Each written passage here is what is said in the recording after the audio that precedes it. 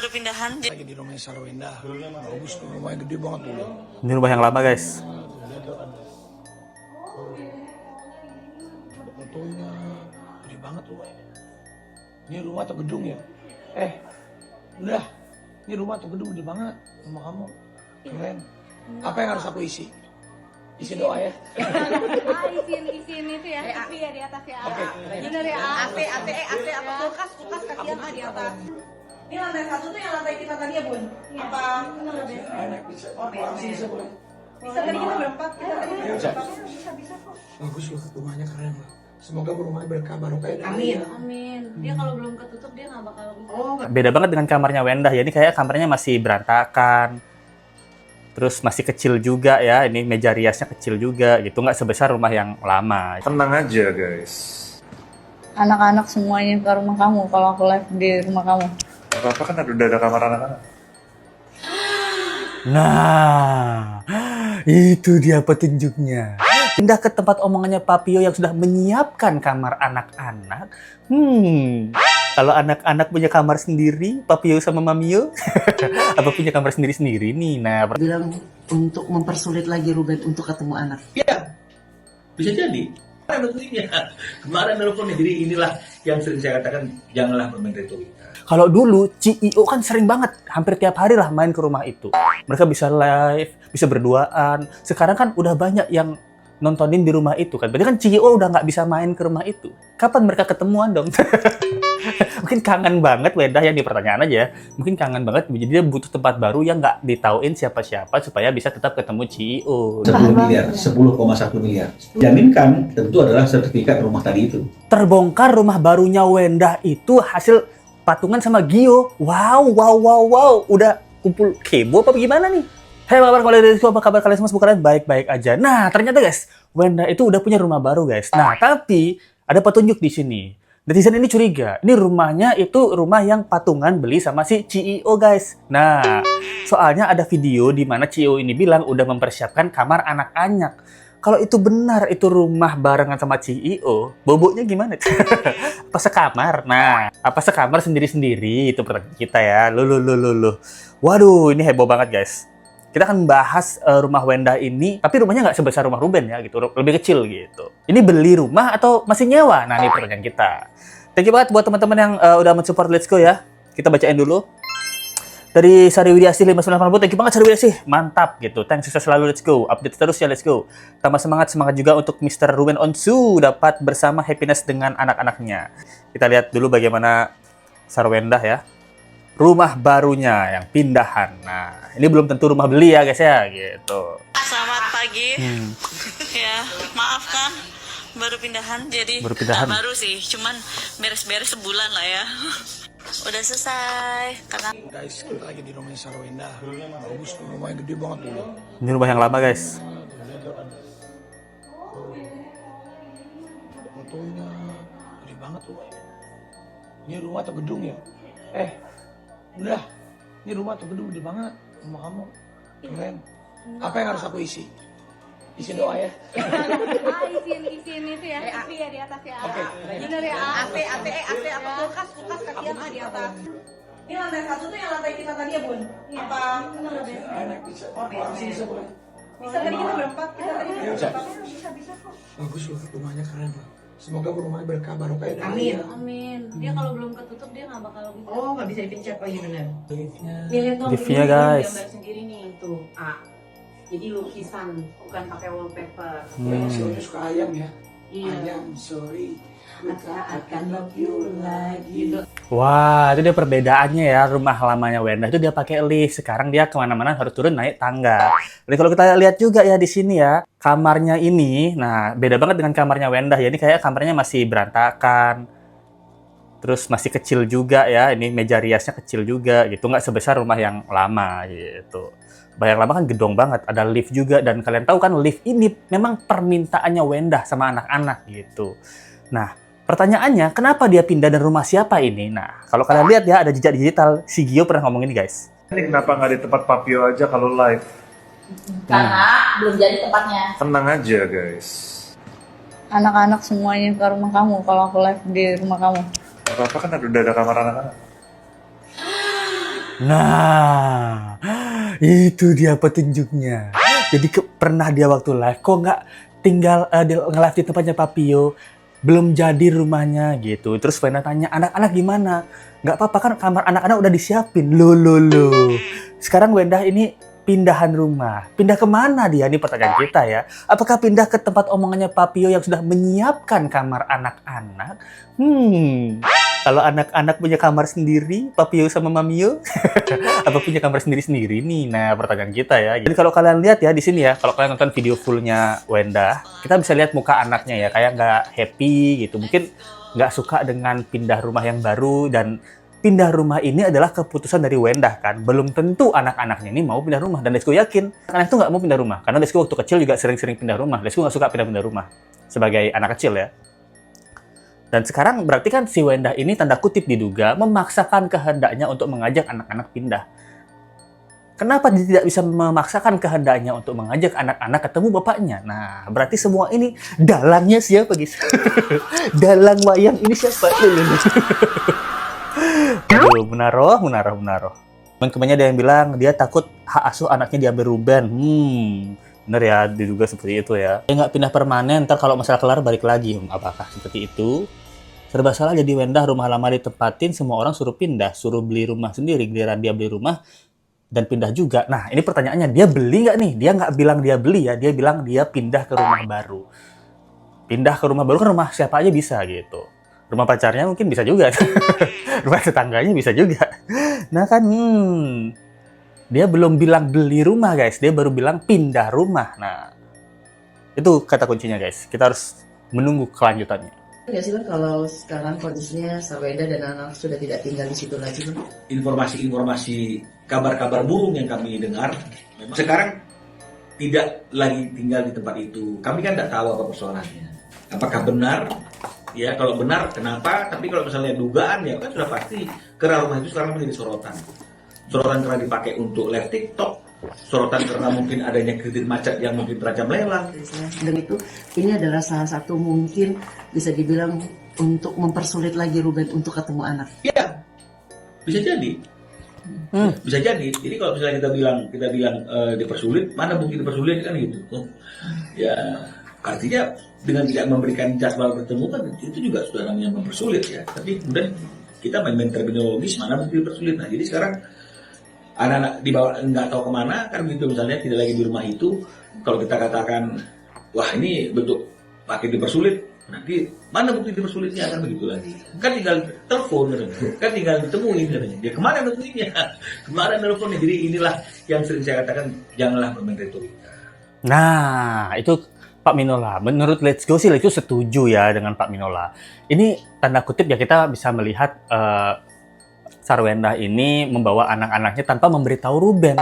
Nah, ini kan secara tidak langsung itu semakin dipersulit gitu. Anak-anak pindah dibawa kemana dia juga nggak tahu. Nah, dan nggak ngabarin gitu. Katanya mau damai, katanya mau baik-baikan. Harusnya kan ada cecetan gitu. Ayah, kan kemarin udah ketemu waktu mau umroh tuh, bahkan ngasih oleh-oleh kan gitu. Ngomongnya ayah lagi, itu salam buat ayah. Nah, memang kalau kita lihat gerak-gerik Sarwenda ini selalu anomali guys. Ke kanan, ke kiri dia baik, tiba-tiba 2 langkah dia jahara gitu. Ngomongnya mau damai, anak-anak dibawa tanpa kasih tahu Ruben. Dia ketemuin anak-anaknya waktu ayahnya mau ke Singapura, besok-besokannya dia ke Komnas Kekerasan Perempuan. Emang aneh pergerakan dia nih guys. Ini ada yang bilang ya langkah Sarwenda ini sembrono. Kalau dia membawa anak-anak keluar dari rumah yang udah disediakan untuk anak-anaknya, tapi dibawa keluar tanpa pemberitahuan, ini bisa jadi tambahan bukti untuk memberatkan Sarwenda. Kira-kira siapa sih pembisik-pembisik Sarwenda? Nah, bener nih, setuju menurut Lesku. Karena ini sebagai salah satu juga, dan kutip, untuk Ruben ya, upaya mempersulit Ruben ketemu anak-anaknya. Alasan Wenda pindah apa? Nggak nyaman tinggal di rumah itu. Wenda aja yang pindah. Anak-anak biarin di rumah itu. Ruben suruh tinggal di rumah itu. Bikin. Atau sekarang rumah itu udah banyak yang mantau ya. Si CEO udah nggak boleh main. Nah, ini pertanyaan kita ya. Kalau dulu CEO kan sering banget, hampir tiap hari lah main ke rumah itu. Mereka bisa live, bisa berduaan. Sekarang kan udah banyak yang nontonin di rumah itu kan. Berarti kan CEO udah nggak bisa main ke rumah itu. Kapan mereka ketemuan dong? Mungkin kangen banget Wendah yang di pertanyaan aja ya. Mungkin kangen banget, jadi dia butuh tempat baru yang nggak ditauin siapa-siapa supaya bisa tetap ketemu Ciu gitu. Atau Ciu memang tinggal di sana. Nah, maksudnya mungkin tinggal kalau di apartemen satu gedung beda lantai. Malam-malam datang bertamu, apa kabar gitu. Bagi betah di sini. Itu gitu ya. Loh. Tersebut itu dulu itu pertama kali dibeli oleh Ruben Onsu, ya, ketika masih terikat dalam persalinan dengan S, dan sertifikatnya juga sudah beri nama itu atas nama Ruben Onsu. Tapi kemudian atas permintaan S, ya, ini berasal dari Ruben, rumah tersebut kan ingin diperbaiki, ingin direnovasi, maka rumah tuanya itu dihancurkan dan kemudian dibangun kembali seperti apa yang adanya hari ini. Dan kemudian beberapa kali Ruben juga diundang untuk meeting dengan kontraktornya untuk bicara tentang rumah tersebut.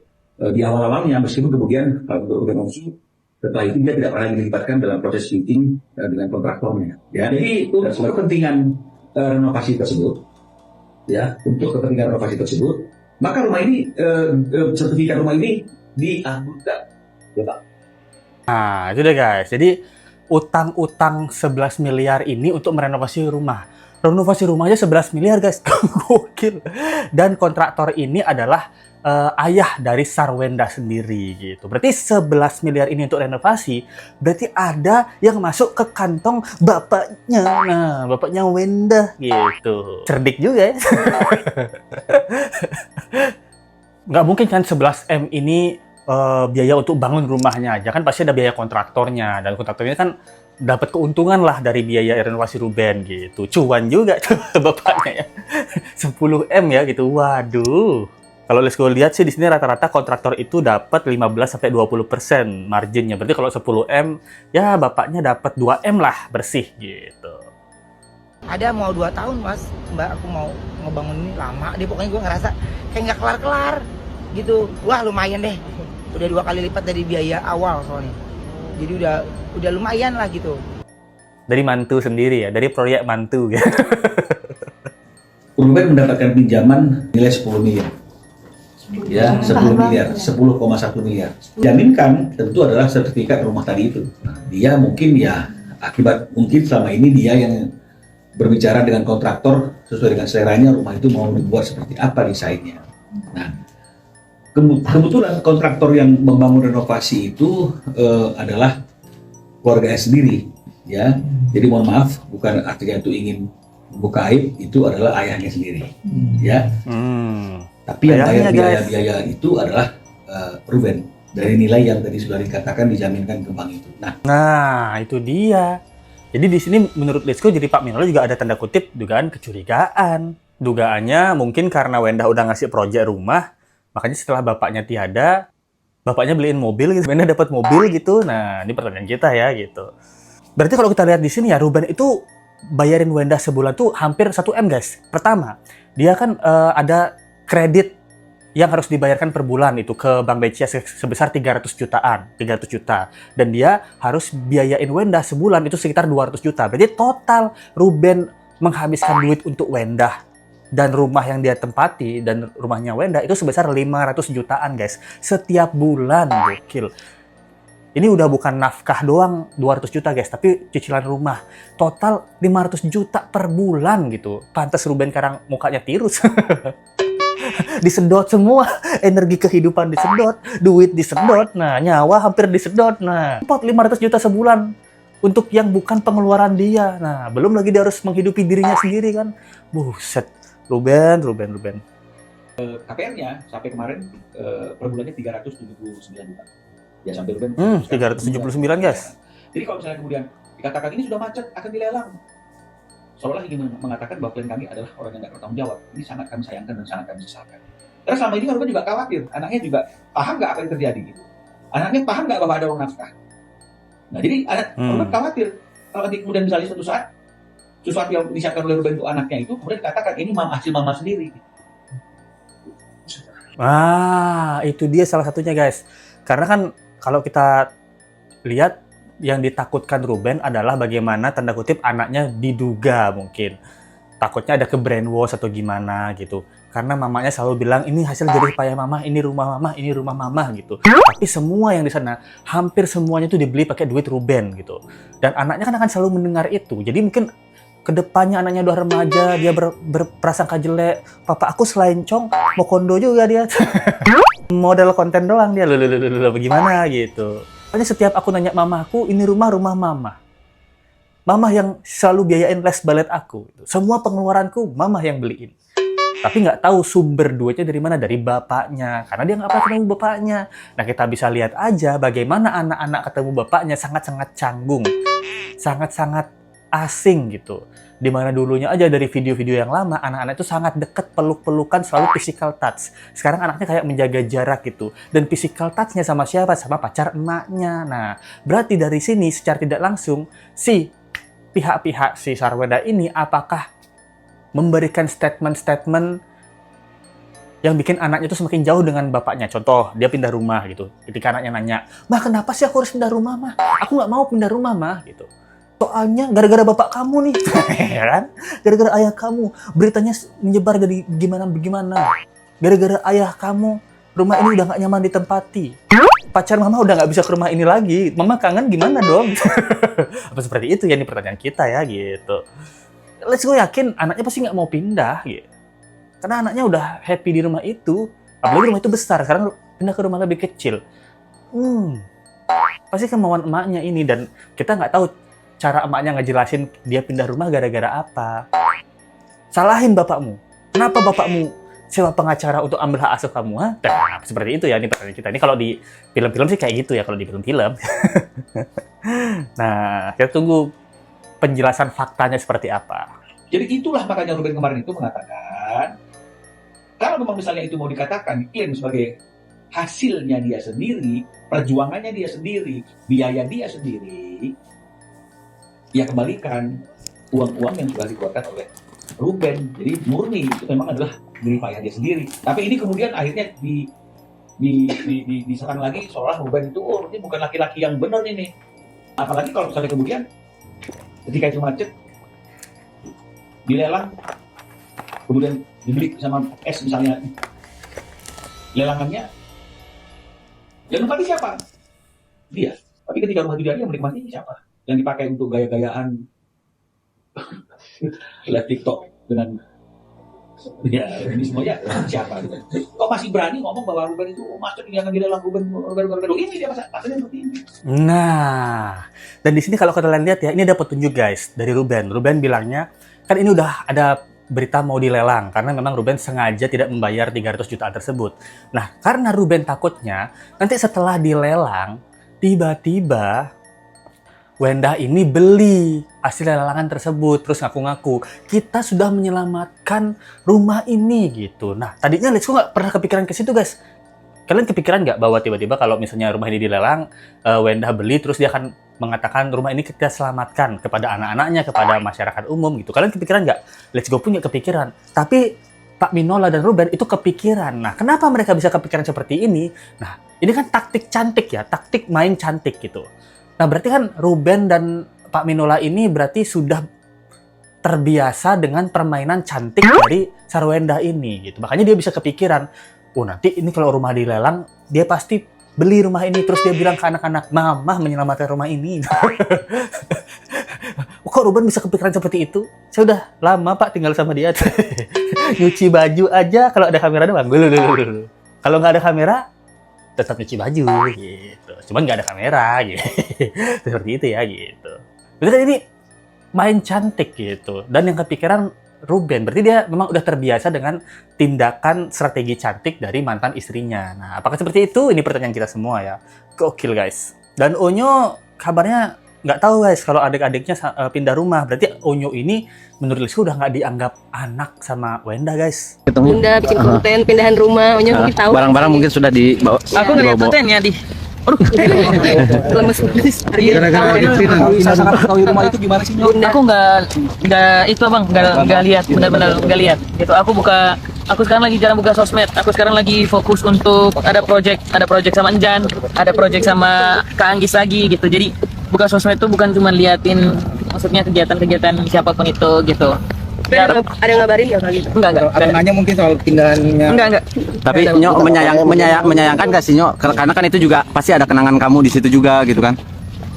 Di rumah lama itu. Yang terbaik aja buat Bunda. Gitu. Wah, yang terbaik aja buat Bunda. Dia ditanya tahu nggak pindah rumah, dia bilang dia nggak tahu pindah rumah karena nggak sempat ngeliatin sosmed. Nah pertanyaannya, dia nggak sempat ngeliatin sosmed, apa dia di hide nih? Jangan-jangan dia di hide sama Wenda tuh, supaya nggak bisa ngeliat kontennya. Nah, itu pertanyaan kita guys. Apalagi di sana kan ada barang-barang kenangan Onyo ya. Apakah ayam-ayamnya masih di sana atau ya barang-barang mantan di kamarnya? Nah, masalahnya barang-barang Onyo yang ada di sana itu dibawa pindahan juga nggak? Nah, kalau pindahannya ke rumah yang lebih kecil, berarti kan nggak semua barang di sana tuh bisa dibawa sama Wenda ya. Pasti bawa barang-barang yang inti-inti doang. Kalau kita lihat perbedaannya sangat jauh banget ya. Mana live TikToknya sekarang kayak gini, ruangan kontennya dia kemarin besar gitu, sekarang lebih kecil. Sekarang harus naik turun tangga, biasanya naik turun lift gitu. Ya kita tunggu aja lah permainan cantik apa yang, atau strategi apa yang ingin dilakukan oleh Sarwenda dan juga pacarnya Chihyo ini ya. Kita tunggu aja kelanjutan selanjutnya. Itu dia. Thank you banget buat teman-teman yang udah support Lesku. Kalau kalian suka dengan video ini dan ingin support lebih, ada link subscribe di bawah atau dari super thanks aja. Kita ketemu lagi di video berikutnya. Sampai jumpa lagi guys. Bye.